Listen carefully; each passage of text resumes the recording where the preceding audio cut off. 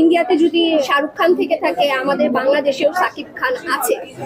সাকিব খান তুফানের মতো ছিল। আমাদের বাংলাদেশ থেকে এখন যেই সাকিব খানের সাথে যে অ্যাক্ট্রেসে কাজ করবে সেই এখন সুপারস্টার মেগাস্টারের খাতায় নাম লিখিয়ে দেবে। এসআরকে যেরকম ইন্ডিয়া হিট করে, সেরকম আমাদের বাংলাদেশেও এসআরকে আছে, সেটা হচ্ছে সাকিব খান এসকে। আসলে এখন আমার কাজের চাপটা এত বেশি যে আমার এখনো দরদ সিনেমাটা দেখা হয়নি। তুফান দেখা হয়েছে, এখন দরদও দেখবো। মাত্র রিলিজ হলো। আসলে কাজের চাপ আছে, তারপর পারিবারিক চাপ থাকে, সেগুলো সবকিছু আসলে মেনটেন করে আমাদেরকে একটা সময় বের করতে হয় এটার জন্য। কাজগুলো শেষ হয়ে গেলে অবশ্যই দেখবো, এবং যখন দেখবো এটাও আমার পেজে পোস্ট হবে, এটা নিয়েও পোস্ট হবে, আপনারা দেখবেন অবশ্যই। সাকিব খান তুফানের মতো ছিল। উনি তুফান ছবিটা করেই আসলে উনি প্রমাণ করে দিয়েছেন যে উনি আসলেই বাংলাদেশের মেগাস্টার। আমি তো আমার এর আগে অনেক ইন্টারভিউতেই বলেছি যে আমার কাছে তো সাকিব খান হলো বাংলাদেশের শাহরুখ খান। এসআরকে যেরকম ইন্ডিয়া হিট করে, সেরকম আমাদের বাংলাদেশেও এসআরকে আছে, সেটা হচ্ছে সাকিব খান এসকে। আসলে আমাদের বাংলাদেশ এখন নায়িকা সংকটে ভুগছে, এটা অস্বীকার করা যাবে না। কিন্তু আমাদের সাকিব খান চাইলেই কিন্তু আমাদের বাংলাদেশ থেকেও মেগা অ্যাক্ট্রেস, সুপার অ্যাক্ট্রেস বের করতে পারে। আমার তো মনে হয় যে আমাদের বাংলাদেশ থেকে এখন যেই সাকিব খানের সাথে যে অ্যাক্ট্রেসে কাজ করবে সেই এখন সুপারস্টার মেগাস্টারের খাতায় নাম লিখিয়ে দেবে। ইদানিং সাকিব খানের পিছে অনেক নায়িকারা ঘুরঘুর করে, তারা কি এই সুযোগটা নিতে চাচ্ছে কিনা? আমার তো মনে হয় যে হ্যাঁ, এটাই তারা নিতে চাচ্ছে। এবং আমি সাকিব খানের দৃষ্টি আকর্ষণ করব যে আপনি দেশের বাইরে না, হলিউড বলিউডকে ছেড়ে আমাদের বাংলাদেশে কিন্তু অনেক ট্যালেন্টেড অ্যাক্ট্রেসরা আছে।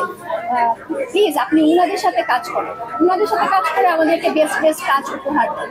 আমরা আমাদের দেশের অ্যাক্ট্রেস আপনার সাথে দেখতে চাই। এটা সাকিব খানকে ছাড়া বাংলা সিনেমা ইন্ডাস্ট্রি আমার মনে হয় না কল্পনা করা যাবে।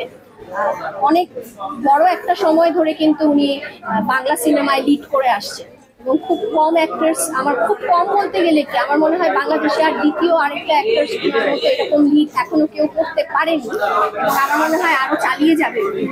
দরদের ট্রেজার দেখা হয়েছে, অবশ্যই ট্রেজার দেখে, বাট আমি আশাবাদী যে তুফানের মতোই দরদও যেন এগিয়ে যায়।